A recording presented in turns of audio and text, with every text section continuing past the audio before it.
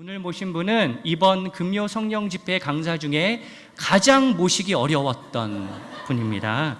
도육한 담당 목사님이신데요.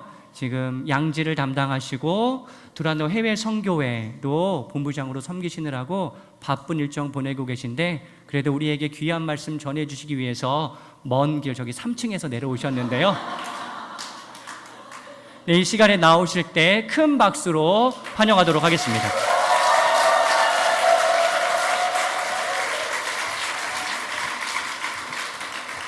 할렐루야. 저 이런 분위기 좋아합니다. 정말 먼 데서 왔습니다. 교통편이 마땅치 않아서 걸어서 왔어야 했으니까 좀 썰렁하기 시작했지만 여러분과 함께 이 집회 말씀 나누고 함께 찬양하고 기도하는 시간들이 너무 행복합니다.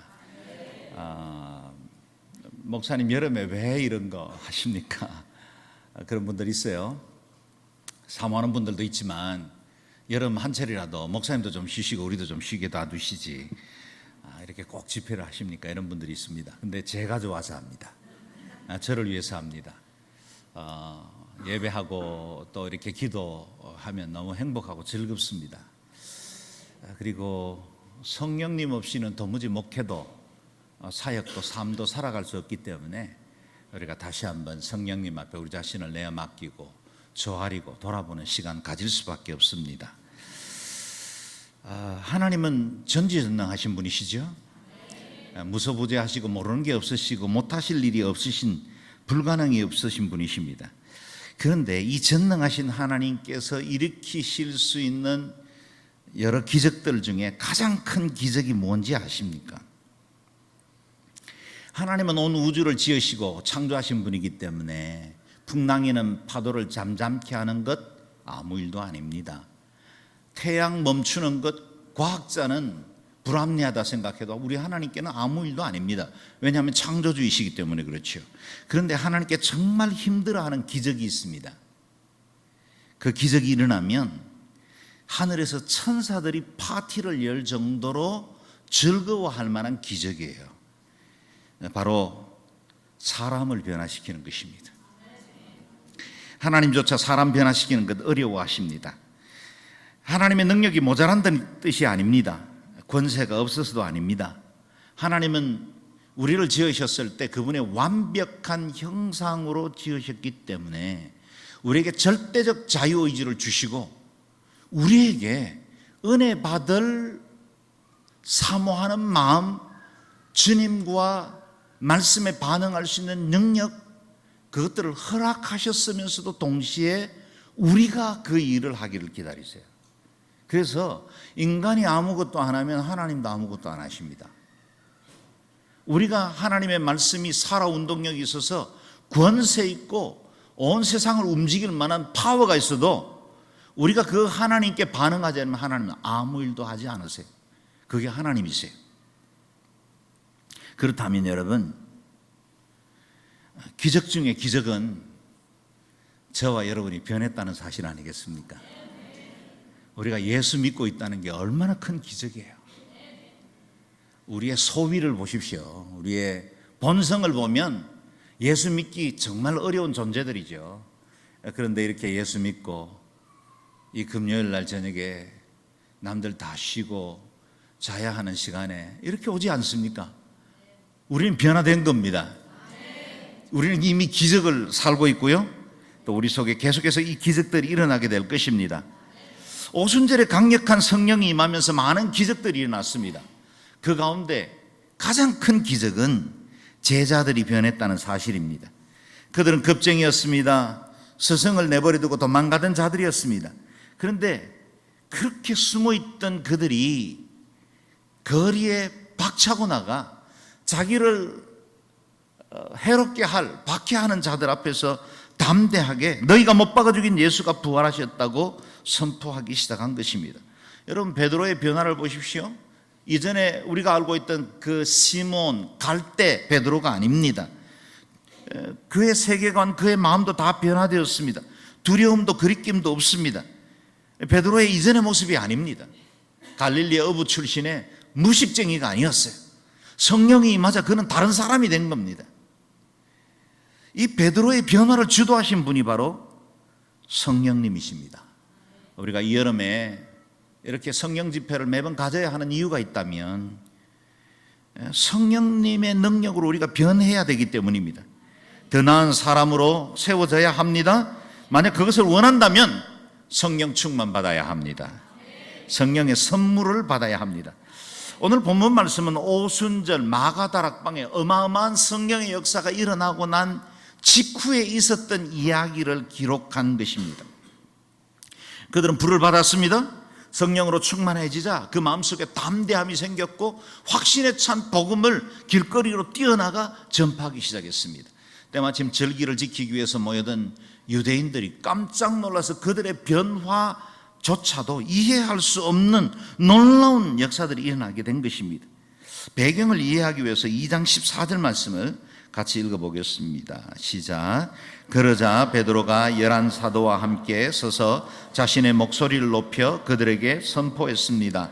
유대 사람들과 예루살렘에 사는 모든 사람들이여, 이 일을 여러분에게 알고자 하니 내 말에 귀를 기울이십시오. 아멘. 베드로의 이 확신에 찬 얼굴을 한번 상상해 보십시오. 이전에 불과 얼마 전에 작은 계집종 앞에서 3번 그리스도를 부인하던 그 얼굴과 성령 받은 이후에 길거리로 뛰어나가서 복음 전하는 이 베드로의 얼굴을 비교해서 상상해 보십시오. 전혀 다른 일들이 일어난 것입니다. 이전의 베드로를 결코 볼 수 없습니다. 그들 가운데 목소리를 높여 외칩니다. 유대와 예루살렘에 사는 모든 사람이여, 내 말에 귀를 기울이십시오. 그에게 있었던 갈릴리 출신이라는 열등감도 사라졌습니다. 다락방에 숨어 지내던 비겁한 베드로는 이미 죽었습니다. 할 말이 분명했습니다. 누구 앞에도 주저하지 않습니다. 그에게는 사람들 앞에 부를 노래가 있었고 흔들만한 깃발이 있었고 분명히 말할 수 있는 메시지, 강력한 복음의 능력을 가지고 있었던 것입니다. 저는 여러분, 우리 성도들이 이렇게 베드로처럼 변화되는 역사들이 있기를 바랍니다. 내가 못합니다. 내 지혜와 능력, 인격과 수양, 내가 오랫동안 신앙생활에서 그 경륜으로 해낼 수 있는 게 아닙니다. 하나님의 영이 우리를 덮을 때만 가능한 일입니다. 이 흔들림 없는 믿음의 간증을 가진 이 베드로, 그는 목격자였고 또 동시에 증인이었습니다. 그는 체험한 사람이었습니다. 여러분, 맛본 사람이 담대하게 말하지 않아요? 어느 식당에서 맛있는 식사 한 그릇만 해도 우리는 그 식당 다른 사람에게 전하잖아요. 성령님을 맛보면 전하지 않을 수가 없어요. 하나님의 능력을 경험하면 이 베드로처럼 담대하게 이 성령님의 은혜와 권세를 전하지 않을 수가 없게 되는 겁니다. 저와 여러분에게 이 은혜가 이번 성령 집회를 통해서 주어지기를 바랍니다. 이 베드로의 거침없는 증거는 무엇이었습니까? 15절에서 18절까지 읽어보겠습니다. 시작. 지금은 오전 9시니 여러분 생각처럼 이 사람들이 술에 취한 것이 아닙니다. 다만 이 일은 예언자 요엘을 통해 말씀하신 것입니다. 하나님께서 말씀하셨습니다. 마지막 날에 내가 내 영을 모든 육체에 부어주겠다. 그래서 너희 아들들과 너희 딸들은 예언을 하고 너희 젊은이들은 환상을 보고 너희 나이 든 사람들은 꿈을 꿀 것이다. 그날에 내가 내 남종들과 여종들에게도 내 영을 부어주겠다. 그래서 그들이 예언을 할 것이다. 아멘. 이 예루살렘의 절기를 지키기 위해서 모였던 사람들에게 베드로는 강력한 하나님의 복음의 메시지를 전파했고, 그것에 대해서 사람들이 의아해했을 때 그들이 해석할 수 있는 방법은 아마도 저들은 술 취한 사람이면 틀림이 없다. 여러분, 멀쩡하던 사람도 술 취하면 이상해지잖아요. 말 수가 없던 사람이 술 마시고 나면 그렇게 말이 많아지기도 하고, 노래 한 곡 제대로 못하던 사람이 그냥 목청 높여서 고래고래 노래 부르기도 합니다. 목사님 어떻게 그걸 잘 알죠? 예, 저도 그런 적이 있었습니다. 이렇게 놀라운 변화는 어떤 특정한 사건이 아니면 있을 수 없다고 사람들이 생각한 겁니다. 그래서 그들이 아마 술 취했을 거다, 그렇게 말한 겁니다. 그때 베드로가 선언하죠. 지금은 오전 9시니 이 사람들이 술 취한 것이 아닙니다. 물론 아침부터 술에 쩔어 사는 알코올 중독자가 없지는 않을 겁니다. 그러나 일반적으로는 저녁에나 술을 마시지 오전 9시에 술 취하지는 않지요. 성령이 임한 시간이 오전 9시였다는 사실을 우리에게 몇 가지 메시지를 던져요. 이게 오늘 이 밤에 우리가 성령을 사모할 수 있는 아주 중요한 근거가 되기도 합니다. 첫 번째, 성령은 사모하는 영에게 임합니다. 다락방에 모인 사람들은 아침부터 일찍 거기에 있었습니다. 여러분, 베드로가 지금 말씀을 전할 때 오전 9시라면 그들이 언제부터 기도했을까요? 성령의 그 불같은 역사가 언제 일어났을까요? 더 일찍 일어나는 거예요. 그들은 아침 일찍부터 모였습니다. 금요일 밤 성령 집회를 한 게 아니에요. 주를 향한 열심이 특별했습니다. 모이기를 힘쓰는 사람들이었습니다. 여러분, 성령님은 값없이 주어지는 은혜이지만 아무에게나 주시진 않습니다. 성령님은 그 귀한 선물의 가치를 모르는 자에게 던져주지 않습니다. 개에게 돼지에게 진주를 던지지 않는 것과 같지요. 하나님의 그 주권 앞에 온전히 무릎 꿇은 자, 참으로 그리스도의 영이 없이는 도무지 나는 온전한 믿음의 삶을 살아갈 수가 없습니다. 주님의 영으로 충만하지 않고는 하나님의 사람으로 주의 제자로 살아갈 수 없습니다. 철저히 자기를 자복하고 무릎 꿇는 자에게 성령이 임합니다. 성령을 사모할 수 있기를 바랍니다.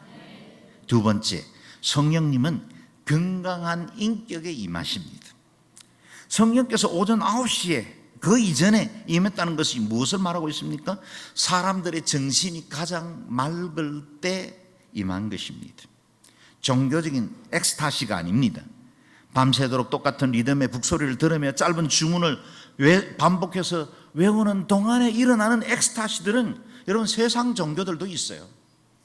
제가 스리랑카에 있을 때 그 베다라는 마을, 우리가 15개 미전도 종족으로 입양한 그 종족 중에 하나인데 그 베다 마을에 추장이 무당의 역할을 하거든요. KBS에서 다큐멘터리를 찍기 위해서 온 팀들을 모시고 선교사들이 주로 그런 걸 많이 안내합니다. 그 정도 지역에 대해서 또 전문가가 없으니까 대부분 선교사들의 도움을 받죠. 가서 그 사람들이 밤새도록 어떤 환자를 놓고 그들 방식의 구슬하는 것을 본 적이 있어요. 밤새도록 똑같은 리듬으로 북을 계속 치면서 하는데 새벽쯤 이러니까 이 추작이 뒤로 뻥 나가 떨어지더라고요. 소위 영이 임했다는 거예요. 우리는 그 주변에 앉아서 멀리서 쳐다보면서 계속 대적하는 기도를 했어요. 여러분, 이 세상적인 방법도 엑스타시는 있어요. 세상의 종교도 여러 가지 방법으로 사람들에게 그들의 신의 존재를 인식시키려는 방식들이 있습니다. 심지어는 그게 안 될 때는 인위적인 조작을 통해서도 그렇게 하기도 합니다. 그런데 오늘 우리가 지금 만난 이 성령에 충만했던 사람들, 마가다락방에 임한 그 성령의 역사는 인위적인 조작이거나 종교적인 환상이 아니라 사람들이 가장 정신이 맑고 또렷할 때 가장 이성적인 지혜가 발달하던 바로 그 시간에 성령님이 강력하게 터치하신 거예요. 성령님은 건강한 인격에 임하십니다. 성령 충만 받으면 이상해지는 게 아닙니다. 전인적으로 건강한 그리스도인이 됩니다. 성령 충만 받았다고 저 산골짜기 가서 신비한 소리나 하고 홀리보이스로 할렐루야 하지 않는다는 거예요. 여러분, 성령이 받는다는 건 이상한 쌍시옷 바람이 강조된 미슈메다 그런 게 아니라는 거예요. 성령 받은 사람은 건강한 사람, 건전한 사람, 가장 이성적인 사람이에요. 현실 속에서 예수 그리스도의 나라 그 뜻을 이루기 위해서 헌신하는 사람, 그 사람들이 성령 충만한 사람들입니다. 그래서 전인적인 건강한 그리스도인들, 그들에게 성령님이 임합니다. 세 번째, 성령님은 어느 날 갑자기 툭 떨어진 것이 아니라 오래전 선지자들에게 예언된 말씀의 성취로 임하십니다. 베드로는 이 사람들이 성령 충만하게 된 것이 구약 선지자 요엘의 말씀이 성취된 것이라고 선언합니다. 요엘은 BC 700년 전, 예수님께서 오시기 거의 700년 전쯤에 활동하던 선지자였습니다. 오래전에 하나님께서 약속된 한 예언자를 통해서 장차 임할 성령의 사건들이 예언되었고 그것이 700년이라는 긴 시간 동안 여러 암흑기를 거쳐서 드디어 오순절에 이 성령의 역사가 드러났다는 사실을 말해주고 있는 것입니다. 그것이 바로 오순절 성령 강림입니다. 요엘서 2장 말씀을 같이 한번 읽어볼까요? 시작. 그 후에 내가 내 영을 만민에게 부어주리니 너희 자녀들이 장래 일을 말할 것이며 너희 늙은이는 꿈을 꾸며 너희 젊은이는 이상을 볼 것이며 그때 내가 또 내 영을 남종과 여종에게 부어줄 것이며. 아멘. 이 말씀은 예수님께서도 부활하셔서 40일 동안 하나님의 나라 일을 가르친 이후에 성천하시기 직전에 제자들에게 다시 약속으로 확정해 주신 말씀입니다.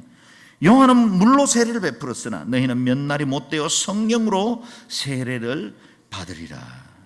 과연 성도들은 마가의 다락방에 모여서 전심으로 기도했고 성천하신 후 열흘이 되었을 때 6월절에 십자가에 못 박혀 돌아가시고 40일 동안 하늘나라의 일을 가르치시고 그 이후 열흘이 마가다락방에서 전심으로 기도하는 시간입니다.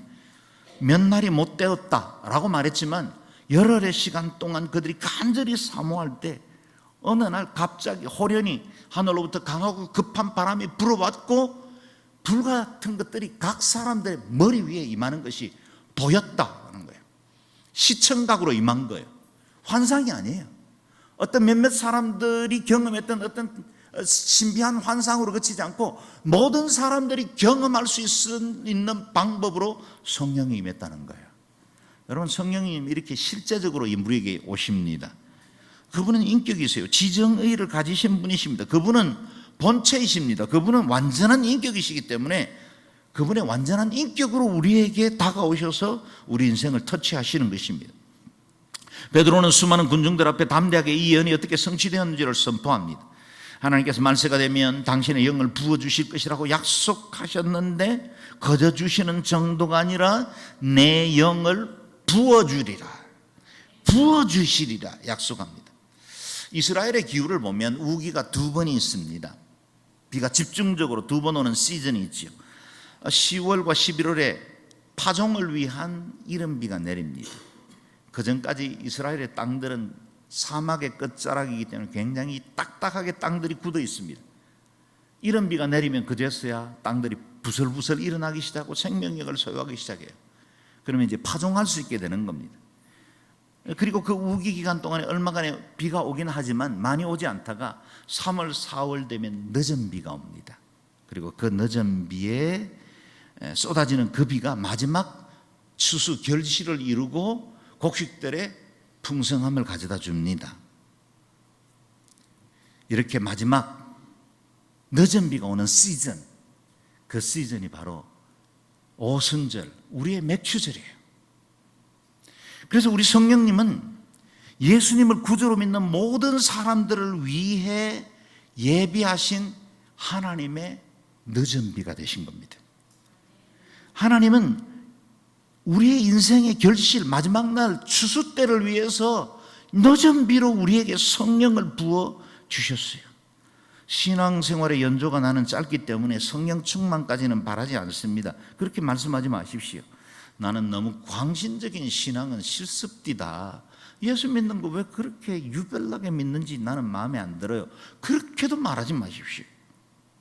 여러분, 성령님은 우리에게 예언되어진, 그리고 우리를 위해서 약속되어진 늦은 비예요. 여러분, 지금 남쪽에는 태풍과 이 장마가 겹쳐서 엄청난 비가 쏟아진다고 하지만 우리는 지금 마른 장마를 보내고 있잖아요. 내일이면 중부지방에도 비가 좀 내린다는 보도가 있긴 합니다. 여러분, 비가 쏟아질 때 그 한가운데 한번 서 있어 보신 적이 있습니까? 물론 뭐 어쩔 수 없이 비를 맞는 경우도 있지만 어린 시절에 개구장이 아이들이 비가 쏟아지면 그냥 물장구를 치면서 빗 속을 쫓아다니잖아요.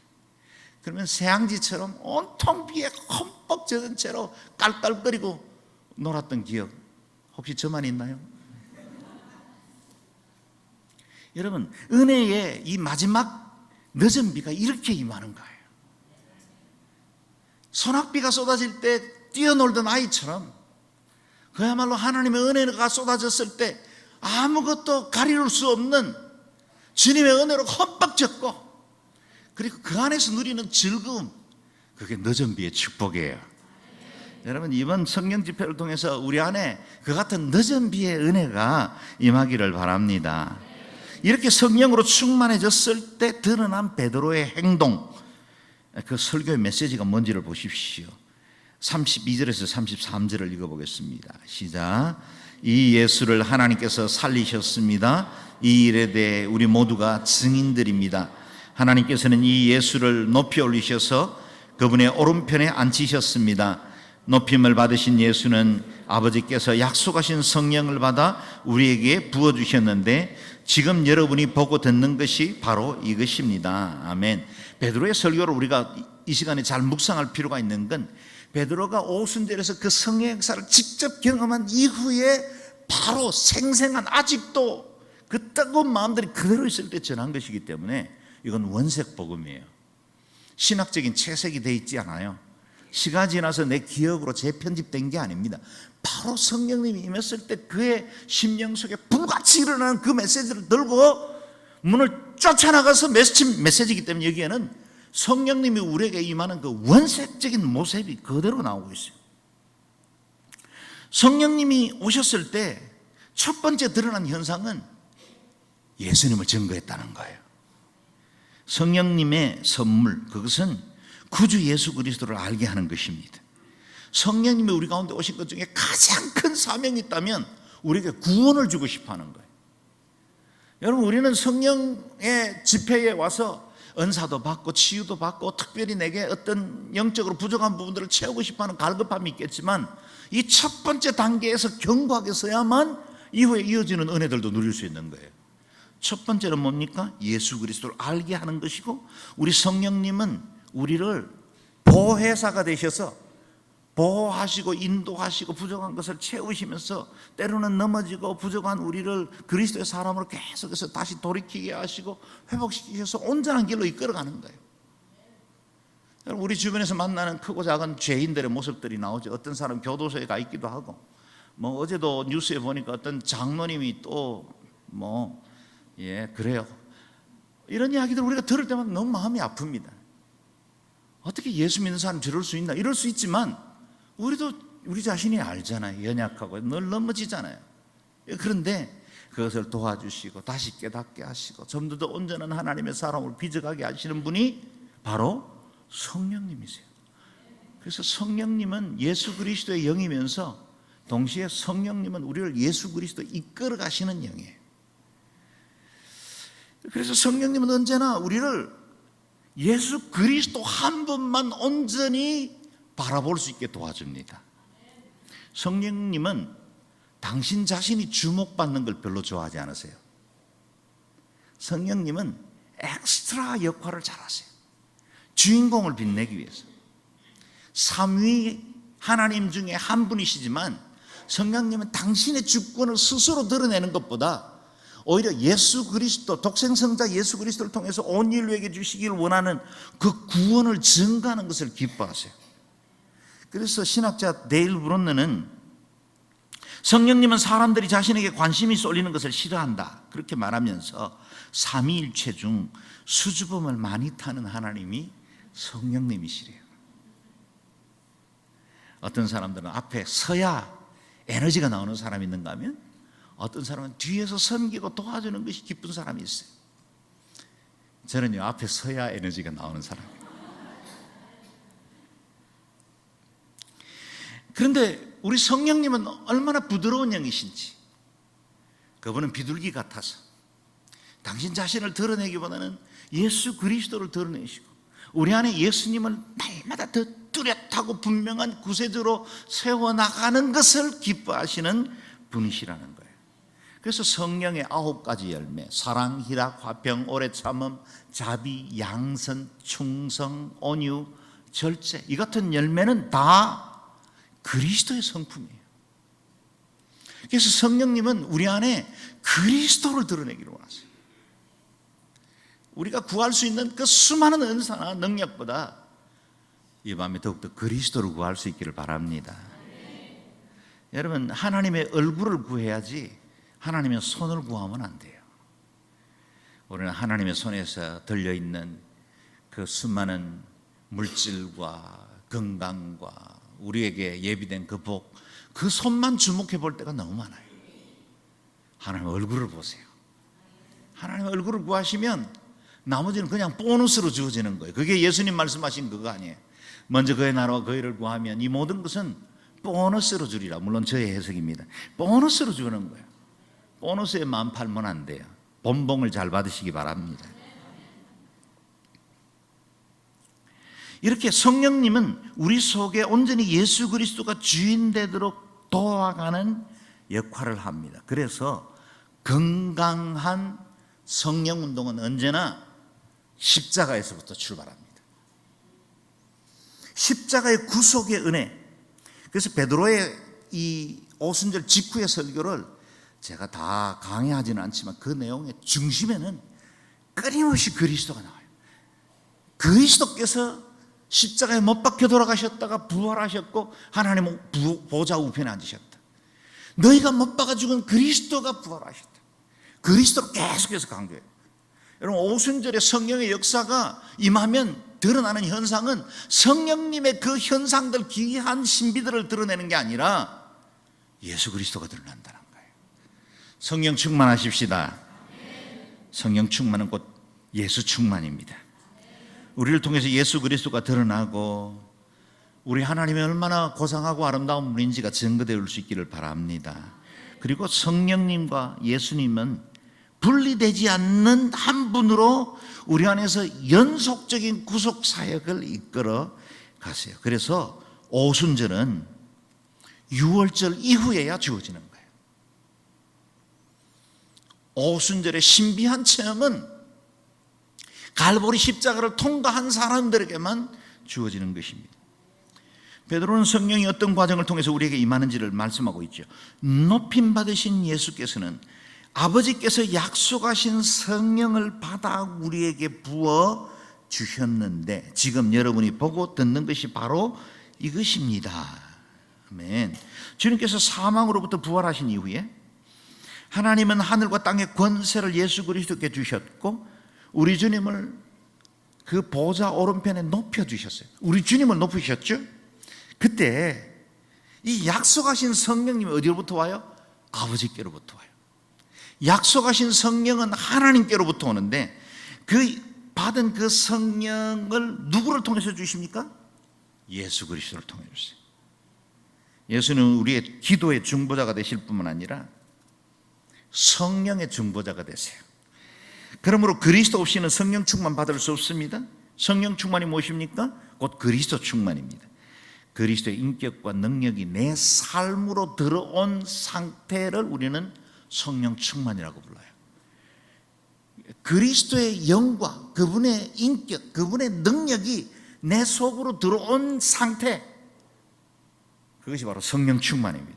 그러면 그리스도의 성품이 드러나죠. 그분의 사랑을 우리가 증거하게 됩니다. 또 그리스도의 그 능력이 내 속에서 드러나고 사람들을 치유하고 귀신들을 쫓아내고 방언들을 말하고 뱀을집부터 해를 받지 않는 역사들이 왜 일어납니까? 그리스도가 우리 안에 들어오셨기 때문에. 베드로는 거리에 모이던 수많은 사람들 앞에서 담대하게 복음을 전합니다. 36절 37절 같이 읽어보죠. 시작. 그러므로 이스라엘 모든 집은 확실하게 알아두십시오. 여러분이 십자가에 못 박은 이 예수를 하나님께서 주와 그리스도가 되게 하셨습니다. 그러자 그들이 듣고 마음이 찔려 베드로와 다른 사도들에게 형제들이여 우리가 무엇을 해야 합니까? 하고 물었습니다. 아멘. 베드로가 증거하기를 여러분 확실하게 알아두십시오. 이 밤에도 여러분 이 복음의 메시지를 확실하게 알아두실 수 있기를 바랍니다. 여러분이 십자가에 못 박은 이 예수를 하나님께서는 주와 그리스도가 되게 하셨다. 곧 만유의 주이시며 온 인류의 구세주 메시아가 되게 하셨다라는 겁니다. 근데 메시지가 여기까지 이르렀을 때에 예루살렘 거리를 가득 메운 사람들의 마음속에 두려움이 고개를 들기 시작합니다. 베드로는 우회적으로 설교하지 않았어요. 사람들이 부담 없이 들을 수 있는 설교 그런 용어들을 선택한 게 아닙니다. 그대로 직격탄을 날려요. 여러분이 십자가에 못 박아 죽인 이 예수를 하나님께서 주와 그리스도가 되게 하셨다 그랬습니다. 여러분, 오늘날에 많은 강단들이 양심을 깨우지 않고 양심을 달래고 있잖아요. 죄를 죄라고 말하지 않고 적당한 말들로 우리의 죄의 책감을 용해시키는 역할을 하는 강단들이 너무 많아요. 죄를 죄라고 말하지 못하는 강단, 죄가 제대로 선포되지 않는 강단, 교회가 치리하지 못하는 무능하고 세상과 타협해버린 강단 때문에 세상이 교회가 거룩한 진리의 공동체라는 사실을 인정하지 않고 도리어 비난하게 된 것입니다. 베드로는 거침없이 직접적인 화법을 사용해서 말합니다. 예수님이 십자가에 못 박인 것은 본디오 빌라도나 로마 군병이 아니다. 대제사장이나 종교 지도자가 아니라 바로 여러분이 십자가에 못 박아 죽였다.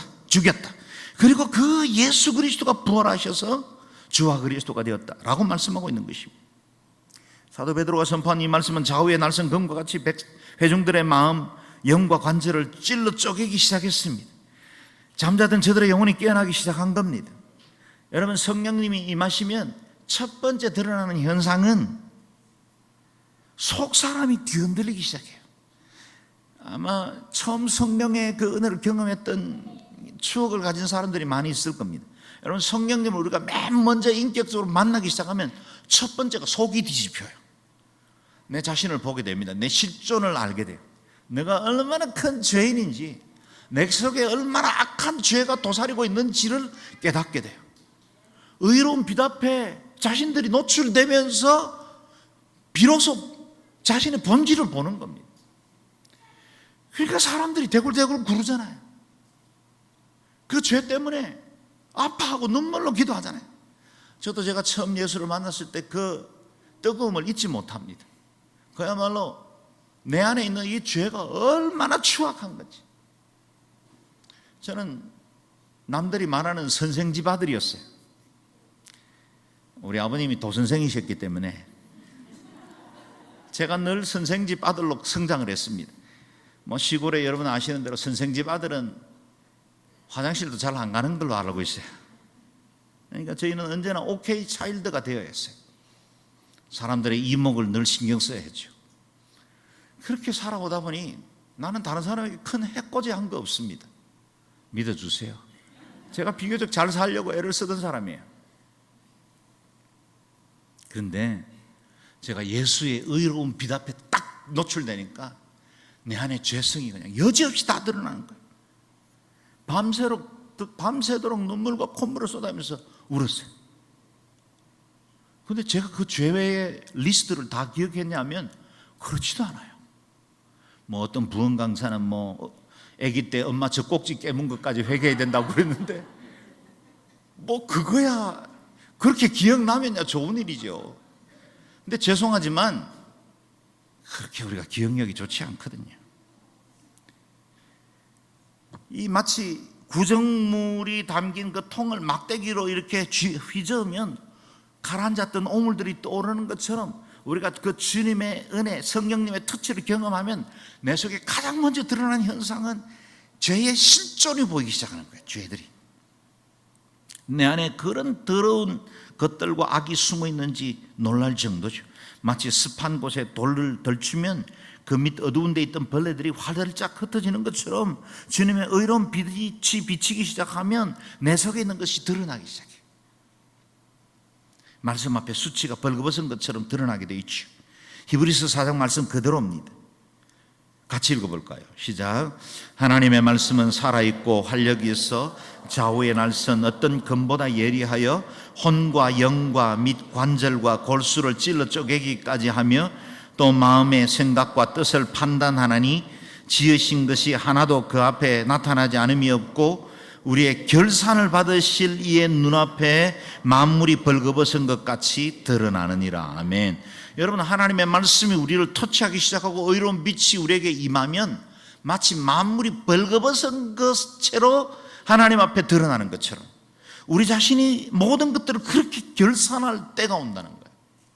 내 안에 있는 모든 죄들이 그렇게 드러납니다. 그렇습니다. 그래서 십자가를 제대로 경험하려면 내 죄가, 내 악이 예수 그리스도를 십자가에 못 박았다는 분명한 사실이 와닿기 시작하는 거예요. 그 철저한 아픔이 있어야, 내 죄가 벌거벗은 것 같이 다 드러나는 그런 경험이 있어야 온전한 회개가 이루어져요. 내 죄 때문입니다. 나 때문에 주님께서 못 박히셨습니다. 이 철저한 죄에 대한 인식이 있어야 십자가의 의미를 제대로 경험할 수 있는 겁니다. 베드로의 설교를 들으면서 사람들이 하나둘씩 자기 가슴을 찢기 시작했습니다. 여기저기에 거룩한 탄식이 터져나옵니다. 형제들아, 우리가 어찌할꼬? 형제들아, 우리가 무엇을 해야 합니까? 저들 심령의 말씀이 임하면서 예수님을 십자가에 못 박은 것은 로마의 병정이나 본디오 빌라도가 아니라 바로 내 죄 때문이라는 사실이 깨달아지기 시작한 겁니다. 참으로 우리가 정직하게 우리 자신을 말씀 앞에 노출시키면 이런 반응을 보일 수밖에 없죠. 그동안 꽤 교양 있는 것처럼 사람들에게 칭찬받기도 하고 인간관계도 잘하고 성품 좋다고 법 없어도 살만한 사람이라고 말 들었던 내 자아에 대해서 그것이 얼마나 거짓되고 추악한 것인지가 드러나는 거예요. 그때 우리가 소리치지 않을 수 없죠. 형제들아, 우리가 어찌할꼬? 우리가 이 밤에 하나님 앞에 성령님을 사모하거든 이 고백이 있어야 됩니다. 우리가 어찌하면 좋습니까? 내 안에 있는 이 수많은 죄악들과 여전히 적당히 세상과 타협하며 살아가는 이 내 안에 있는 이 끈질긴 이 죄들을 어떻게 하면 좋습니까? 이 탄식, 그 같은 절망, 자기 자신에 대한 철저한 절망들이 있을 때 그때 온전히 성령님의 영과 만날 수 있습니다. 오늘 본문 말씀이 바로 그걸 말하고 있죠. 38절 39절 말씀 읽어보겠습니다. 시작. 이때 베드로가 대답했습니다. 회개하십시오. 그리고 여러분의 죄를 용서받기 위해 예수 그리스도의 이름으로 여러분이 각각 세례를 받으십시오. 그러면 여러분이 성령의 선물을 받게 될 것입니다. 이 약속은 여러분과 여러분의 자녀와 먼데 있는 모든 사람, 곧 우리 하나님께로부터 붙으시는 모든 사람들에게 주신 것입니다. 아멘. 십자가를 통과하지 않는 성령 충만은 없습니다. 십자가에서 내가 죽는 경험이 있어야 성령 충만이 임합니다. 어떻게 죽습니까? 심플하죠. 회개하는 것입니다. 회개 없이는 천국도 없습니다. 주님께서 공생애를 시작하시면서 선포하신 첫 번째 메시지가 무엇입니까? 회개하라, 천국이 가까웠느니라. 회개 없이는 구원도 없습니다. 회개 없이는 성령의 역사도 없습니다. 회개가 무엇입니까? 그냥 단순히 내가 지금까지 살아온 것에 대한 후회입니까? 내가 잘못한 것에 대한 기억입니까? 그렇지 않습니다. 만약 그렇게 회개하려고 하면 어느 누구도 제대로 회개 못할 겁니다. 모든 죄에 대한 인식이 있어야 되겠고, 내가 지은 죄들을 기억해야 제대로 내 입으로 고백을 하고 그래야 회개가 된다고 하면 우리 중에 누가 제대로 회개할 수 있는 사람이 있겠습니까? 사실은 우리의 죄를 다 기억도 못할 뿐만 아니라 우리가 알고 지은 죄, 모르고 지은 죄가 얼마나 많습니까? 나는 그냥 내 일상대로 살아왔는데 어느 누군가는 나 때문에 힘들어하는 경우들도 있죠. 기억할 수도 없고 때로는 죄인지 아닌지조차 모호한 일들 우리가 너무 많이 저질러 버렸죠. 그리고 적당히 타협하는 데 익숙해 있어서 기억을 떠올리는 방법으로는 회개가 안 돼요. 온전한 회개는 돌이킴입니다. 돌이킴. 자신의 상태를 정확하게 이해하고 인정하는 것입니다. 나는 하나님 없이는 아무것도 아닙니다. 그리스도의 도움 없이는 나의 이 철저한 죄된 실존으로 나는 멸망받을 수밖에 없습니다. 나는 저주의 상태에 있을 수밖에 없는 자입니다. 라는 자기의 철저한 실존이 있어야 온전한 회개가 이루어집니다. 여러분 우리 중에 대부분은 지금 여기 금요 성령 집회까지 왔다면 이미 그런 경험들을 했을 겁니다.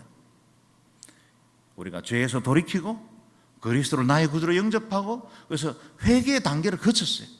그러나 여러분 우리가 지금 살아가는 동안에도 온전히 예수 그리스도를 주인으로 섬기지 못한 채로 내 안에 있는 옛 자아와 성품의 습관을 따라서 살아온 것들에 대해서 철저한 아픔이 없다면 온전한 회개가 아니에요. 오늘날엔 너무 쉽게 하나님의 말씀들을 우스갯거리로 만드는, 주님의 진리의 말씀에 대해서 적당히 타협해버리고 회색지대에 머무는 것을 당연한 것처럼 살아가는 시대이기 때문에 죄에 대한 철저한 아픔, 자복, 통회가 있어야 온전한 주님의 그 다스림 안으로 들어올 수가 있습니다. 성령님은 회개의 선물입니다. 성령은 거룩한 영이기 때문에 더러운 거룩에는 임하지 않습니다. 그러므로 성령님의 정확한 임재의 순서가 있죠. 오늘 본문에 베드로의 설교에 그대로 나옵니다. 첫 번째는 회개하라. 두 번째는 주 예수의 이름으로 세례를 받으라. 거듭남에 대한 공적, 개인적 자기 증거죠. 세 번째는 죄 사함을 받아라. 그 다음에요, 그리하면, 조건이죠, 그리하면 성령을 선물로 받을 것이다. 성령의 선물을 받으라는 말이 자칫 오해를 불러일으킬 수 있습니다. 선물이라고 해서 성령님이 부수적으로 따라오는 그 무엇, 사실 선물이라는 건 받아도 그만, 안 받아도 그만일 때가 많잖아요. 선물은 받으면 굉장히 기분 좋은 것이지만 생일이 되었는데 뭐 선물 안 줬어요. 기분은 나쁘지만 생일은 생일이잖아요. 그 사실이 변화되지는 않아요. 선물은 받아도 좋고 안 받으면 뭐 할 수 없는 거, 그게 선물이에요. 그러나 여기서 성령의 선물을 받아라 라고 말할 때의 이 메시지는 예수 그리스도로 말미암아 거듭나 회개하고 새 사람 되어서 주어지는 그 축복을 누리라, 그런 뜻입니다. 이 성령의 권능이 임할 때 이후에 이어지는 성령님의 특성, 성령님의 능력, 성령님이 주시는 은사들이 우리에게 자연적으로 따라오는 거예요. 그래서 성령의 선물은 성령님이 주시는 그 무엇 리스트가 아니라 성령님 그분 자신이에요. 성령님 자신을 사모할 수 있기를 바랍니다. 그래서 그 성령님이 우리 가운데 임하면 은사들도 드러난대잖아요. 고린도전서 12장 말씀 우리가 8절부터 같이 읽어보겠습니다. 시작. 어떤 이에게는 성령으로 지혜의 말씀을 주시고 어떤 이에게는 같은 성령으로 지식의 말씀을 주십니다.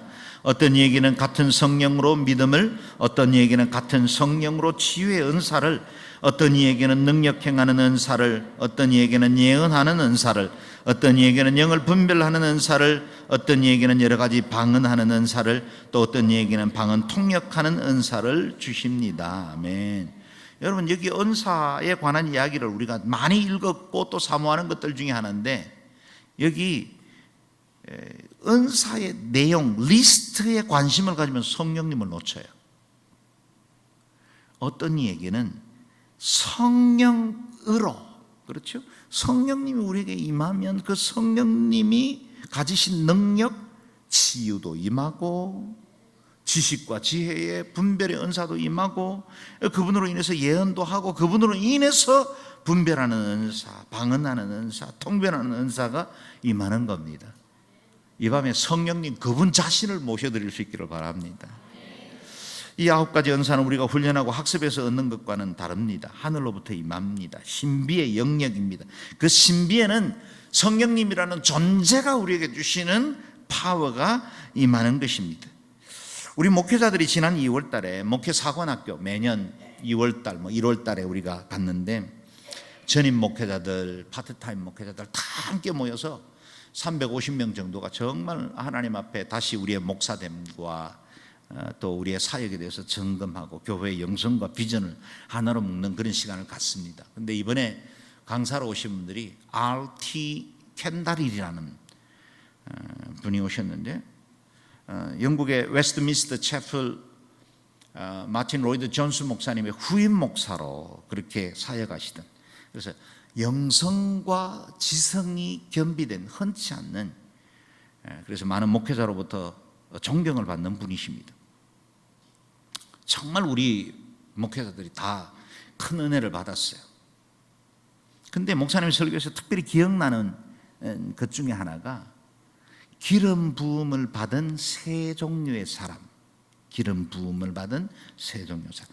기름 부음을 받는다는 건 성령님께서 인치셨다는 뜻이요, 선택하여 구별하셨다는 뜻이요, 또 성령님의 임재가 있었다는 뜻이죠.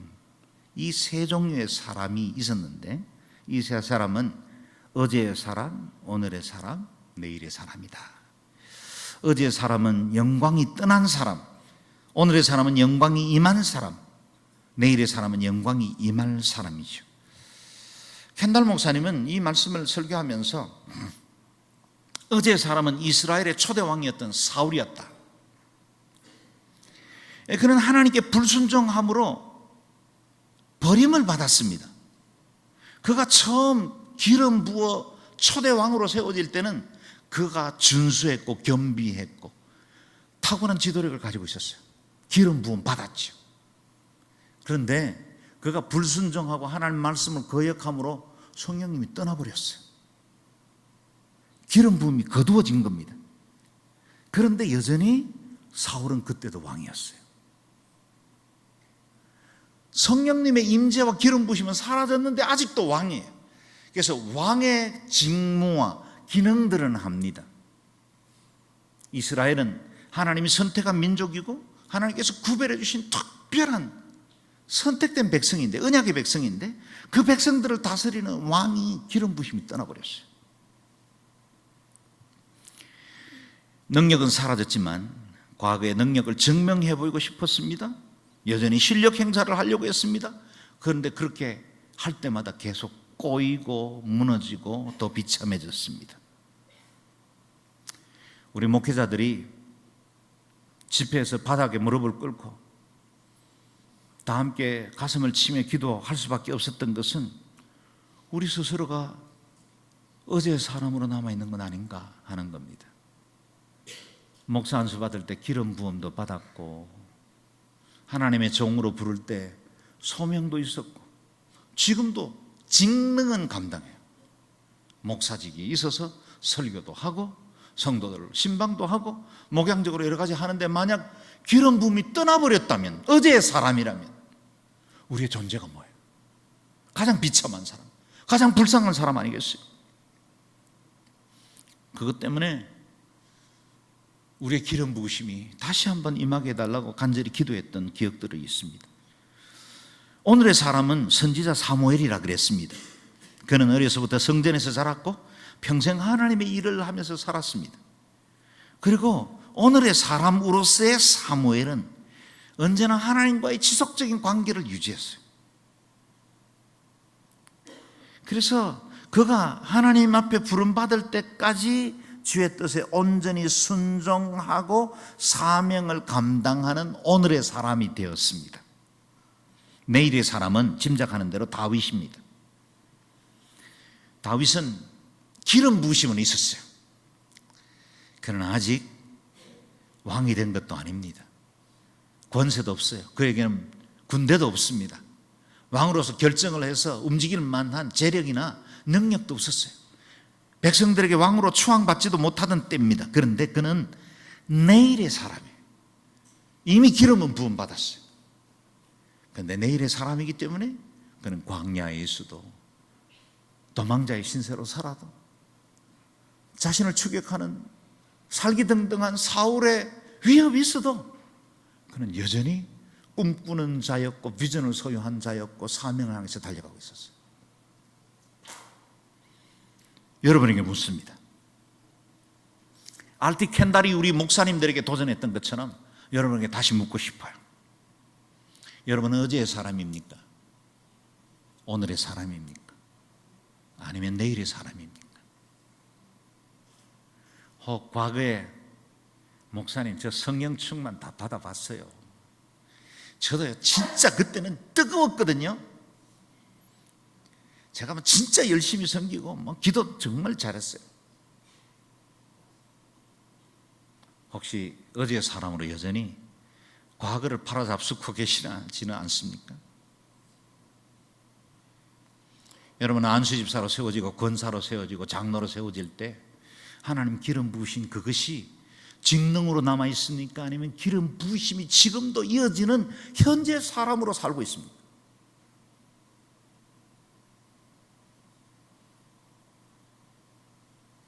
우리 성령님은 우리가 과거의 사람으로 살기를 원치 않았어요.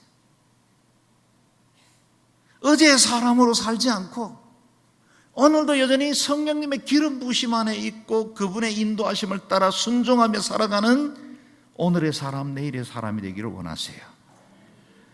오늘 이 밤에 여러분이 이전에 누렸던 성령의 은혜, 이전에 체험했던 것들, 이전에 여러분이 알고 있었던 그 성령의 역사에 제한받지 말고 오늘의 사람으로 새롭게 기름 부어주시는, 새 포도주로 만족해 하시는 그 성령님을 사모할 수 있기를 바랍니다.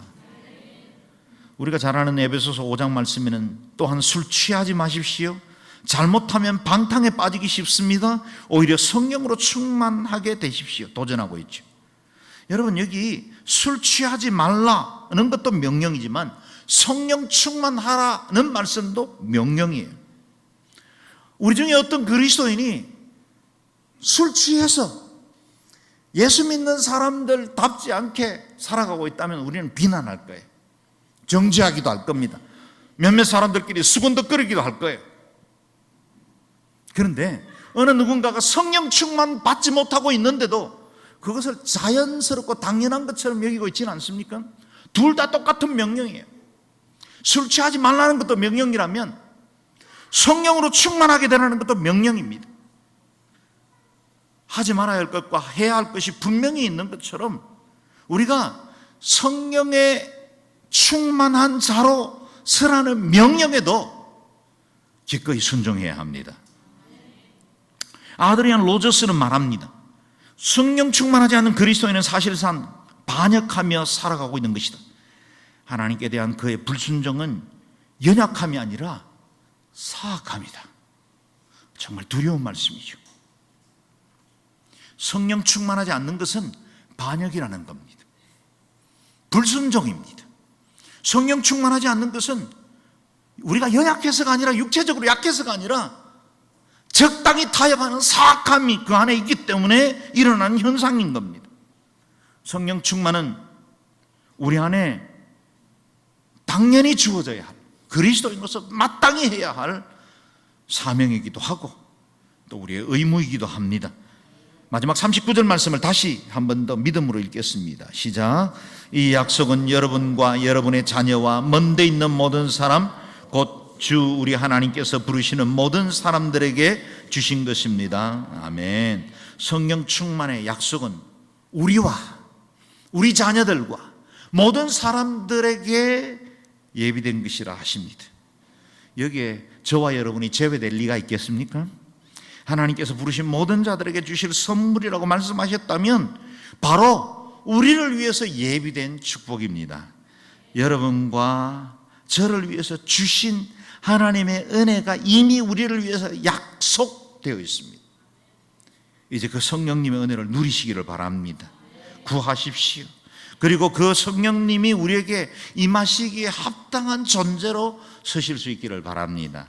이 시간에 우리 같이 한번 기도할 때, 여러분 오늘 말씀에서 사도 베드로의 설교를 통해서 경험한 것처럼 먼저 우리가 우리의 죄에 대해서 아파하고 죄의 실존에 대해서 하나님의 그 의로운 빛 앞에 낱낱이 내어놓을 수 있기를 바랍니다. 죄의 리스트를 기억하라는 것이 아닙니다.